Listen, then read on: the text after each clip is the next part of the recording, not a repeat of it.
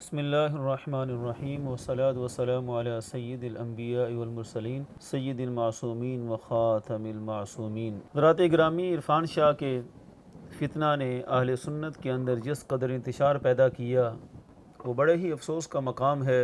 جس طرف یہ بندہ گیا اس نے انتشار کی ایسی فضا قائم کی، اور وہ فتنے جن کو ہمارے اسلاف نے مردہ کر دیا تھا ان فتنوں کو از سر نو اس بندے نے زندہ کر دیا۔ وہ فتنہ حویلیاں جس کے خلاف جہاد کیا حضرت محدث اعظم پاکستان نے، حضور غزالی زمان علیہ رحمہ نے، حضرت مفتی احمد یار خان نعیمی صاحب رحمۃ اللہ تعالی علیہ نے، ان سب مشائخ نے فتنہ حویلیاں کو رافضیت کا نمائندہ، کفر کا گڑھ اور اہل سنت سے بٹکا ہوا قرار دیا تھا۔ عرفان شاہ نے سجدہ پاک رضی اللہ تعالیٰ عنہ کی چادر تطہیر کا سہارا لے کر عوام اہل سنت کی آنکھوں میں دھول جھونک کر یہ باور کرانے کی کوشش کی کہ میں ہی سب سے بڑا محب اہل بیت ہوں اور یہ میرے ساتھ جو ہیں یہ کھڑے ہیں، اور خود جا کر فتنہ حویلیاں کی خلافت لے لی اور پھر ان کو پروموٹ کرنا شروع کر دیا۔ ہم ایک عرصہ سے فتنہ حویلیاں محمود شاہ ہزاروی کے اس خلیفہ عرفان شاہ اس کے شر سے اہل سنت کو متنبع کر رہے ہیں کہ خدا کے لیے بیدار ہو جائیں۔ اس نے مردہ فتنوں کو زندہ کیا۔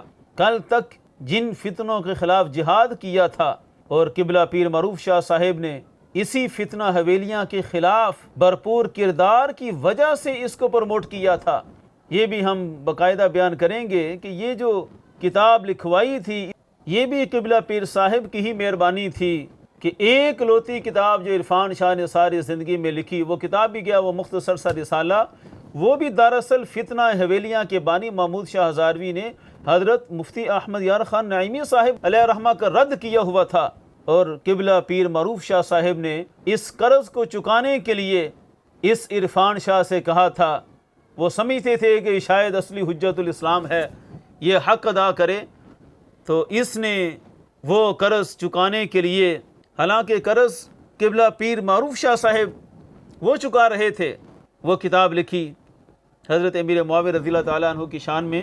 تو یہ ایک تسلسل ہے فتنہ حویلیاں کو دبانے کے لیے، لیکن وہ جب کتاب لکھی تھی تو اس کا مقصد بھی کیا تھا وہ بھی مزمل شاہ نے سارا بیان کر دیا، یہ اسی کی زبانی سن لیں۔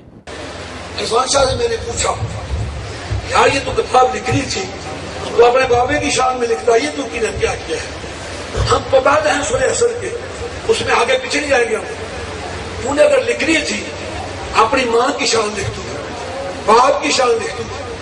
کہنے لگا جس پیر کو میں رہنا نا انہیں میرا نک بند کی دیا، جے تو کتاب نہ لکھ کے لے آوے تو برطانیہ نہیں آ سکتا، تے بہو تو پتہ ہے نا تو بڑی مشکل سے ویزا لوایا ہے، میری مجبوری ہے۔ اب ہونا تو یہ چاہیے تھا کہ اس کی بات کا عرفان شاہ جواب دیتا، لیکن آج تک اس بات کا کوئی جواب نہیں۔ سارا عقیدہ جو بیان کیا، جو بڑکیں تھیں، وہ جو ولولے جذبے تھے، وہ سارے برطانیہ کے ویزے کے لیے تھے اور اس کے سوا کچھ بھی مقصود نہیں تھا۔ اور یہ چیز جب حاصل ہو گئی، نظر آیا کہ اب فتنہ حویلیاں کے پاس بھی مال موجود ہے، تو اہل سنت کو دھوکہ دیتے ہوئے جس شخص پر فتوی دیے تھے، جس فتنہ کو قبلہ پیر معروف شاہ صاحب دبا رہے تھے، اسی فتنہ کو زندہ کرنے کے لیے اسی دہلیز پر جا کر پوری اہل سنت کو زیر کرنے کی کوشش کی، اس کی خلافت لے کر ہر آنے والے دن میں ایک سے بڑھ کر ایک شر کو پھیلاتا رہا۔ ہم متنبع کر رہے تھے کہ یہ اثرات ہیں فتنہ حویلیاں کے، یہ ایک دو تقاریر کی بات نہیں ہے، جس طرح ہمارے چند مخلصین اہل سنت نے سمجھا کہ عرفان شاہ کی فلاں تقریر میں ایک بات غلط تھی، فلاں میں دوسری غلط تھی، فلاں میں یہ غلط ہوا۔ جس طرح وہ پنڈی کی تقریر میں حضرت عبداللہ بن عمر رضی اللہ تعالیٰ عنہ کا مذاق اڑایا گیا، ادھر جامعۃ الفاطمیہ للبنات جو بریڈ فور میں عرفان شاہ کی رہائش گاہ ہے، اس میں حضرت ہندہ رضی اللہ تعالیٰ عنہ پر تہمتیں باندھی گئیں، اور پھر افضلیت صدیق اکبر رضی اللہ تعالیٰ عنہ پر حملے کرنے کے لیے رافضی روایات کو بیان کیا جانے لگا۔ یہ چند روایات کی بات نہیں ہے، اصل مسئلہ یہ ہے کہ عرفان شاہ فتنہ حویلیاں کا نمائندہ ہے اور اس کی فکر کا مکمل ترجمان ہے۔ یہ تو چند اثرات ہیں جو اس کی زبان سے، اس کی منہ سے بار بار نکل پڑتے ہیں، اندر کتنا شر چھپا ہوا ہے وہ تو ہر آنے والا وقت بتائے گا۔ تو تو ان فتنوں سے بچنا اور عوام کو بچانا مشائخ کی یہی ذمہ داری ہے۔ ایک عرصہ سے علماء اہل سنت بھرپور احتجاج کر رہے تھے جمعیت تبلیغ الاسلام والوں سے کہ خدا کے لیے اس عرفان شاہ کے شر سے ملت کو بچایا جائے۔ آج برطانیہ کی سرزمین میں جو عرفان شاہ کی مسجد کے باہر احتجاج ہوا، شیعہ داخل ہو گئے۔ آج میں اپنی طرف سے یہ اعلان کر رہا ہوں، میڈیا میں یہ موجود ہے، آج میں یہاں مرکزی مسجد کے سامنے عرفان شاہ کو چیلنج کرتا ہوں اور میں تبلیغ الاسلام والوں کے ذمہ داران کو کہتا ہوں، تم اگر کہتے ہو عرفان شاہ سنی ہے، اسی مسجد میں لاؤ اور پوری پبلک کے سامنے، پوری اہل سنت برطانیہ کے سامنے ہم ثابت کریں گے عرفان شاہ شیعہ ہو گیا۔ عرفان شاہ! عرفان شاہ! عرفان شاہ! What we come from here, brothers? Tell them what we come here. Tell them what we come here, guys. الحمدللہ غیور اہل سنت بیدار ہیں۔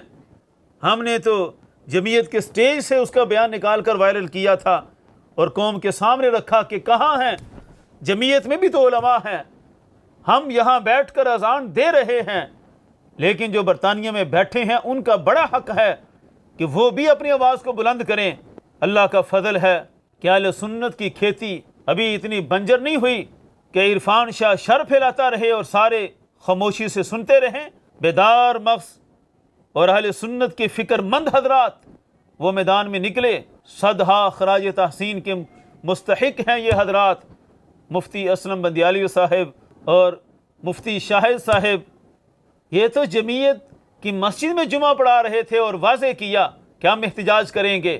اللہ کا شکر ہے کہ ایسے اہل سنت کے افراد موجود ہیں اور ان کا شکریہ ادا کرنا چاہیے کہ جنہوں نے آواز کو بلند کیا۔ بات اس احتجاج کی نہیں ہے، ہم ذرا تاریخ دکھاتے ہیں کہ یہ کہاں کہاں ہوا۔ پچھلے عید میلاد النبی کے جلوس سے پہلے ہی علماء کا پورا وفد گیا تھا جمعیت کے حضرات کے پاس۔ ان لمحات کو بھی یاد کیا جائے اور ان میں خاص طور پر ڈانگری شریف کے قبلہ محبوبی صاحب بھی موجود تھے اور بڑے بڑے حضرات تھے جنہوں نے اس فتنہ سے متنبہ کیا تھا۔ 1.5 سال پہلے کا احتجاج شروع ہے عرفان شاہ کے فتنے کے خلاف، ان کو بھی درخور اعتنا کیا گیا، کوئی پرواہ نہیں کی گئی۔ پھر جمعیت کی سٹیج پر جب مولانا منور عتیق رضوی صاحب، ان کو دعوت دی گئی کہ وہ آ کر عرفان شاہ کے ساتھ خطاب کریں، انہوں نے بھی غیرت مندی کے ثبوت دیتے ہوئے ایسی مصاحبت کو رد کیا اور احتجاجاً جمعیت کے سٹیج کا بائیکاٹ کیا۔ اس وقت بھی جمعیت کے عہدیداروں کو اور قبلہ پیر صاحب کے خیر خواہوں کو، اہل سنت کے وفاداروں کو اس بات کا ادراک ہونا چاہیے تھا کہ آخر کیا وجہ ہے کہ منور عتیق رضوی صاحب جیسے نوجوان سکالر اور بہترین محقق عالم دین وہ بھی بائیکاٹ کر رہے ہیں، اور تو اور مفتی انصر القادری صاحب جو جمعیت کے ہی ایک نامور خطیب ہیں اور جمعیت کو ان پر مان بھی بڑا ہے، انہوں نے بھی اس تقریب کا بائیکاٹ کیا تھا۔ وہ بھی نہ سٹیج پر آئے تھے، نہ جلوس میں انہوں نے شرکت کی تھی۔ ایک عرصے سے یہ احتجاج جاری ہے، یہ تو 1.5 سال سے احتجاج مسلسل جاری ہے، لیکن بار بار اس چیز کو اگنور کیا گیا اور کوئی نوٹس نہ لیا گیا۔ بلکہ مزید آگے جائیں، اس احتجاج سے پہلے جو کچھ مفتی انصر القادری صاحب کی مسجد میں ہوا، کیا وہ کم تھا کہ قبلہ احسن شاہ صاحب سٹیج پر ہی بیٹھے تھے جب سلطان مشہدی پیر صاحب کے احسانات گنوانے لگا کہ پیر صاحب کا بہت بڑا احسان ہے کہ وہ عرفان شاہ کو برطانیہ میں لے کر آئے۔ وہ بیان یوٹیوب پر موجود ہے کہ محبوبی صاحب کہا کرتے تھے کہ یہ بہت بڑا احسان ہے، لیکن یہ جرت کی مفتی انصر القادری صاحب نے، اور اس پر ہم انہیں خراج تحسین پیش کرتے ہیں کہ انہوں نے جرت سے نام لیا کہ جناب عرفان شاہ کی آمد کو اب اہل سنت پر احسان نہ قرار دیں۔ عرفان شاہ اہل سنت پر احسان نہیں رہا، وہ اہل سنت کے اندر بہت بڑا فتنہ بن چکا ہے۔